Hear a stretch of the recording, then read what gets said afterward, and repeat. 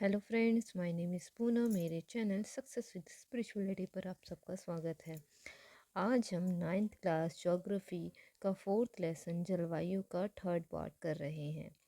ठीक है, फर्स्ट और सेकंड पार्ट में जो फोर्थ पार्ट है उसका ए और बी यानी कि सी वाला पार्ट है। ठीक है, तो ए और बी फोर्थ पार्ट का इसमें मैंने आपको कुछ इंपॉर्टेंट क्वेश्चन करा रखे हैं, आप उनको देख लीजिए उन लाइनों को। ठीक है, तो हम जल्दी से टाइम वेस्ट ना करते हुए अपना फोर्थ सी पार्ट हम शुरू करते हैं वर्षा ऋतु से। ठीक है, तो वर्षा ऋतु कब से प्रारंभ होती है? जून से प्रारंभ होती है। तो जून के प्रारंभ में क्या होता है कि उत्तरी मैदानों में किस तरह की दाब की अवस्था होती है? निम्न दाब की अवस्था। और ये जो निम्न दाब की अवस्था है ना, वो किन पवनों को आकर्षित करती है? किन पवनों को? दक्षिण गोलार्ध की व्यापारिक पवनों को आकर्षित करती हैं।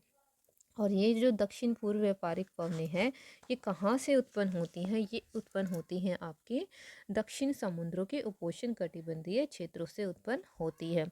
ठीक है, और ये पवनें कहाँ से होकर गुजरती है? गर्म महासागरों के ऊपर से होकर गुजरती है। इनमें नमी की मात्रा कैसी होती है? इनमें नमी की मात्रा बहुत अधिक होती है। ये पवनें यानी कि दक्षिण पूर्वी व्यापारिक पवनें कैसी होती हैं? तीव्र होती हैं। और उनका औसत वेग कितना होता है? 30 किलोमीटर प्रति घंटा होता है। ठीक है, अब ये बोला गया कि भारत में किसके अंतर्वाह के कारण यहाँ का मौसम पूरी तरह से बदल जाता है? वो है दक्षिण पश्चिम मानसून के कारण। ठीक है, और दक्षिण पश्चिम मानसून के कारण जो है ना, पश्चिमी घाट के पवनमुखी भागों में भारी वर्षा होती है। ठीक है, विश्व में सबसे अधिक औसत वर्षा प्राप्त करने वाला स्थान का नाम क्या है? मसिनराम। ठीक है, ये कहाँ पर स्थित है? आपके खासी पहाड़ियों के दक्षिण श्रृंखलाओं में। ठीक है, फिर है आपके पास कि गंगा की घाटी में किस डायरेक्शन की ओर वर्षा की मात्रा घट जाती है? वो है पूर्व से पश्चिम की ओर। ठीक है, ये क्वेश्चन आ सकता है कि गंगा की घाटी में किस ओर वर्षा की जो मात्रा है वो घट जाती है? वह है पूर्व से पश्चिम की ओर। ठीक है, अब उसकी तरह से वर्षा में विराम कितने तरह से होता है? ये दो तरह से होता है, एक आर्द्र और तथा दूसरा सूक्ष्म। ठीक है, इस मतलब वर्षा में विराम का मतलब क्या है कि मानसूनी वर्षा एक समय तक कुछ दिनों में रहती है और इनमें वर्षा रहित अंतराल भी होते हैं। ठीक है, और ये जो मानसून में आने वाले ये विराम मानसूनी गर्त की गति से संबंधित होते हैं। तो क्या होता है, अब यहाँ पे ये क्वेश्चन बन सकता है कि वर्षा का स्थानिक वितरण सुनिश्चित होता है किसके कारण होता है? कि विभिन्न कारणों से जो गर्त और उसका अक्ष है वो उत्तर से दक्षिण की ओर खिसकता रहता है, जिसके कारण वर्षा का जो स्थानिक वितरण है वो सुनिश्चित हो जाता है। अब यहाँ पर बोला कि मतलब जो मैदानी भागों में अच्छी वर्षा कब होती है? जब मानसून का गर्त का अक्ष मैदान के ऊपर होता है। और जब मैदान में शुष्क मौसम कब रहता है? जब ये जो मानसून का गर्त है वो कहाँ चला जाता है? हिमालय के ऊपर चला जाता है। और जिसके कारण क्या होता है कि वर्ष जो हिमालय के पास जो नदियाँ हैं वहाँ पर वर्षा की मात्रा ज़्यादा हो जाती है, जिसके कारण जो वहाँ की नदियाँ हैं उनमें भी वर्षा जल अधिक हो जाता है, जिसके कारण मैदानों में बाढ़ आ जाती है और जान और माल की क्षति होती है। ये क्वेश्चन बन सकता है कि उष्णकटिबंधीय निम्न दाब की तीव्रता आवृत्ति जो मानसूनी वर्षा होती है क्या मात्रा या समय को निर्धारित करती है? यस और नो। ठीक है, स्टेटमेंट में आपसे पूछ लिया जाएगा कि ये स्टेटमेंट सही है या नहीं है, तो आप बोलोगे हाँ ये स्टेटमेंट सही है कि उष्णकटिबंधीय निम्न दाब की तीव्रता तथा आवृत्ति भी मानसूनी वर्षा की मात्रा तथा समय को निर्धारित कर देती है कि हाँ भी इस मौसम में इतनी मात्रा होगी और किस समय पर होगी।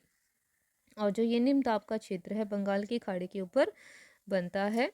ठीक है, और मुख्य स्थान जब वो मतलब वो जो मानसून है वो बंगाल की खाड़ी के पास चला गया और जो स्थलीय भाग को पार कर लिया, तो ये गर्त अपने निम्न दाब के मानसूनी गर्त के अक्ष के अनुसार होता है। ये जो गर्त है ये निम्न दाब के मानसून के गर्त के अक्ष के अनुसार होता है।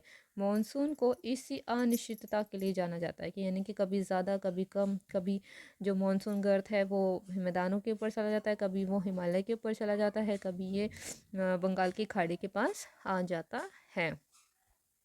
ठीक है, तो सूक्ष्म आदर आदर जो स्थितियों की तीव्रता होती है, आवृत्ति होती है तथा समय काल होता है में विभिन्नता होती है। ठीक है, कब सूक्ष्म पड़ेगा, कितना पड़ेगा, ठीक है, उसकी आवृत्ति कितनी रहेगी, कितने समय तक पड़ेगा, इसमें विभिन्नता होती है। जिसके कारण क्या होता है कि एक भाग में बाढ़ आ जाती है, दूसरे भाग में सूखा पड़ जाता है। इसका आगमन एवं वापसी, किसका, यानी कि मानसून का आगमन तथा वापसी प्राय अव्यवस्थित होता है, यानी कि ये पता नहीं चल सकता कि कब आएगा और वो कब वापस जाएगा।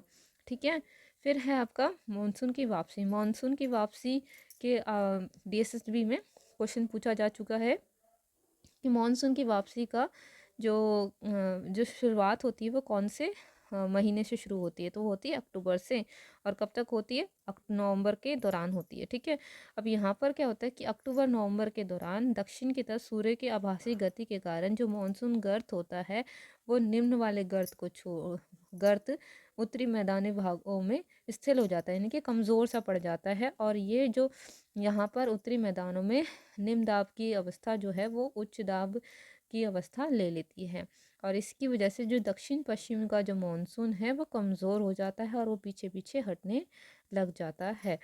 ठीक है, तो ये याद रखना कि अक्टूबर के प्रारंभ में ही जो मानसून पवनें होती हैं वो उत्तर के मैदानों से हट जाती हैं।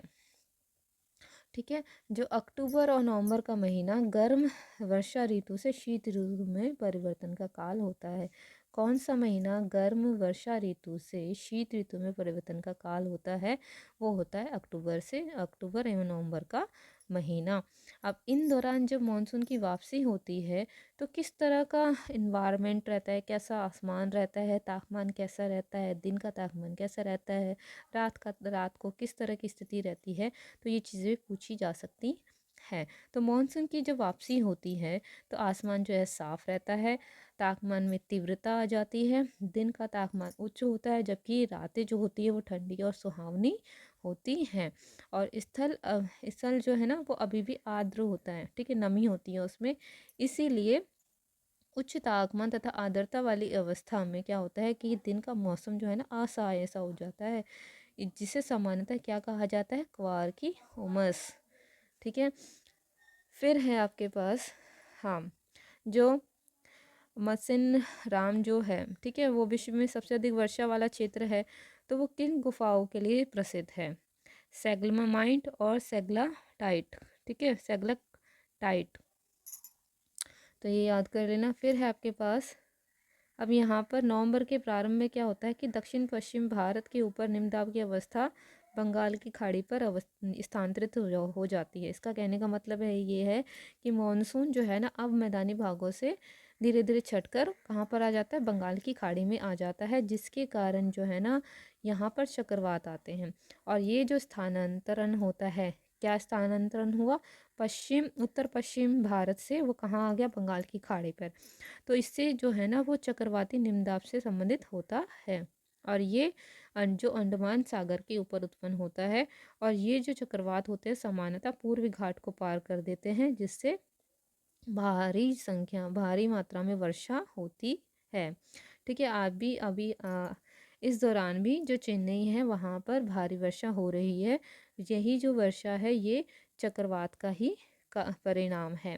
ठीक है, और ये जो उष्णकटिबंधीय चक्रवात होते हैं ये प्राय विनाशकारी होते हैं। आप चेन्नई के बारे में आप न्यूज़ भी आ रखी होगी कि वहाँ पर बाढ़ आ चुकी है, और ये बाढ़ का कारण यही उष्णकटिबंधीय चक्रवात है। ठीक है, अब है ये आपके मैप। ठीक है, मैप में वितरण है। फिर यहाँ पर वही चीज़ है कि यहाँ पर पूर्वी घाट की नदियाँ जैसे गोदावरी, कृष्णा और कावेरी नदियों, यहाँ पर जो है सघन आबादी है, डेल्टा वाले क्षेत्र हैं, यहाँ पर हमेशा चक्रवात आते रहते हैं। ठीक है, और ये जो चक्रवात हैं ये उड़ीसा, पश्चिम बंगाल तथा बांग्लादेश के तटीय क्षेत्रों में पहुँच जाते हैं। और जो कोरोमंडल तट है आपका, वहाँ पर अत्यधिक वर्षा इन चक्रवातों तथा आपदाओं से होती है। ये पूछा जा सकता है कि कोरमंडल में जो अधिक वर्षा होती है ना वो किन चक्रवातों तथा उपदावों के कारण होती है? वो होता है उष्णकटिबंधीय चक्रवातों तथा अवदावों के कारण। ठीक है, इस यहाँ पर आपको मेन इम्पॉर्टेंट लाइनें मैंने आपको करा दी हैं। ठीक है, ये आप ज़रूर कर लीजिए क्योंकि DSSP लगभग इन्हीं लाइनों में से कहीं ना कहीं से क्वेश्चन पूछ लेता है। ठीक है, आप इसको पूरा पढ़ना चाहे पूरा पढ़ सकते हैं, लेकिन लगभग मैंने आपको सारा ही इसमें कवर करा दिया है। ठीक है, आप ये तीनों जो पार्ट्स हैं वो आप देख लीजिए। Thank you. Like share and subscribe please.